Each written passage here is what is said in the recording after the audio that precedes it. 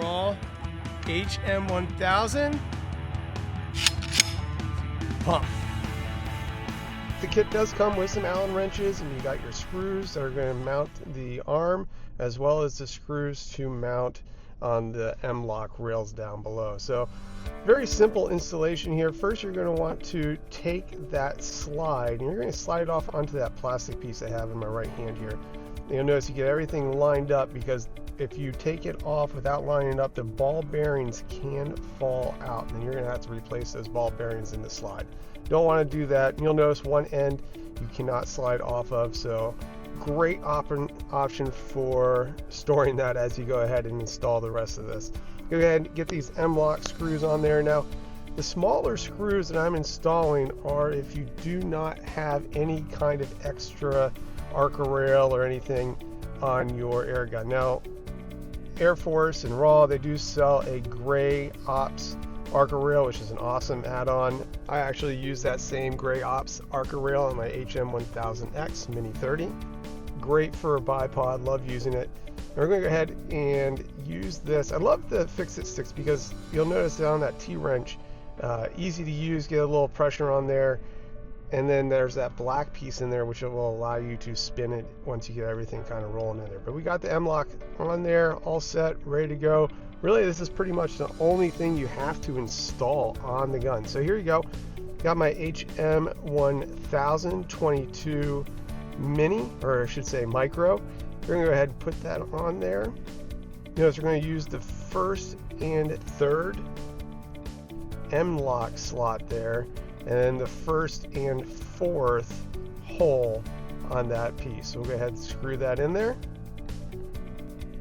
Now that rail is installed, we're going to go ahead and grab our torque wrench that comes with the fix-it sticks meant for firearms and airgun use. I'm going to go ahead and tighten these down to about 20 to 25 inch-pounds, just tight enough that I know that they're not going to come loose very easily. There's also some Loctite on these screws when it comes in the package, so that will also help to keep it nice and tight. As mentioned earlier, these fix-it sticks can be picked up on Amazon. I also believe that Airguns of Arizona, as well as some other airgun retailers, sell these. Now that rail's in there, we're going to take the little plastic piece that we were storing the guide or that slider on, match it up perfectly. This is very important. You don't want those little tiny ball bearings to fall out. Slide it right onto that rail once you get it all lined up. And again, those ball bearings shouldn't fall out if you do it correctly. There we go. Now that that slide is installed, it's super smooth. One of the nice things about this accessory is the fact of how smooth it is. Now we're going to go ahead and add the pump arm. Now there's 4 screws down there. Now there's 4 screws that hold this pump arm on. Let's go ahead and install those by hand at first, and actually I'll use some of the bits here to tighten down in there to get them rolling. And again, there's going to be a little bit of Loctite on these, so you go like, snug them up, but that Loctite should help hold everything still. Let's go ahead and fast forward through this part. Pretty self-explanatory here, and we'll get to the next step.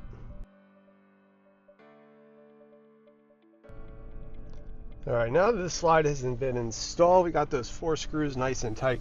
We're going to go ahead and attach the lever. Now that lever gets attached to the cocking arm of the air gun. You're going to have to go ahead and swap out the cocking handle on that cocking arm. So to remove that handle, you're just going to go ahead and use your Allen key here.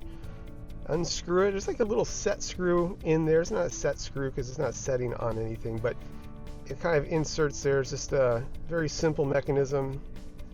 Go ahead and undo that, and then we'll replace the other one. Matter of fact, as I unscrew this, you'll notice it's down inside the handle there.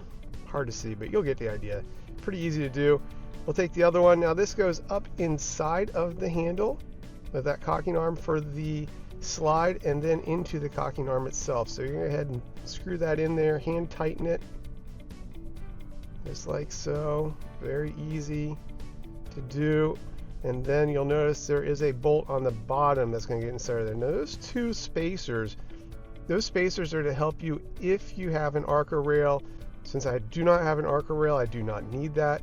And we'll go ahead, those things are slippery. Go ahead and stick that in the bottom of the handle, and we'll screw it in there, and that keeps everything tight and doesn't allow things to fall out.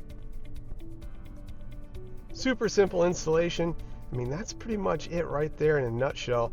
It's ready to go. Got it tight. Oh, gotta show you how that works. Love that little collar on there. Allows you to spin the wrench nice and freely while keeping some tension on it. There you go. Screw it in. All set. You can see just me barely even moving that. It allows that whole cocking arm to move.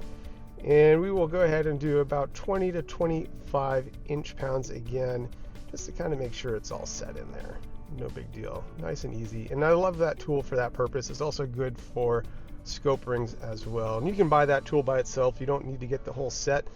But that is that tool, but in and of itself, is probably the reason to go ahead and get something like the Fix-It Sticks. Now look at that, nice and smooth, and we're all done. Let's go ahead and take it to the range.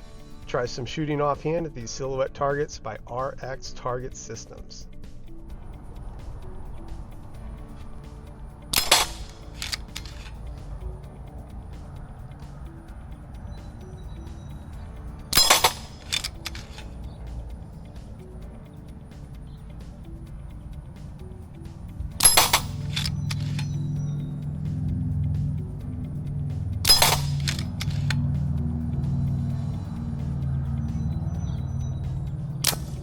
Oh, the last one! Oh, I hate it when you miss the last one, but we got it done anyway. Absolutely love this raw pump handle that we can add on to almost, or any Rapid Air Works air gun. Absolutely love it.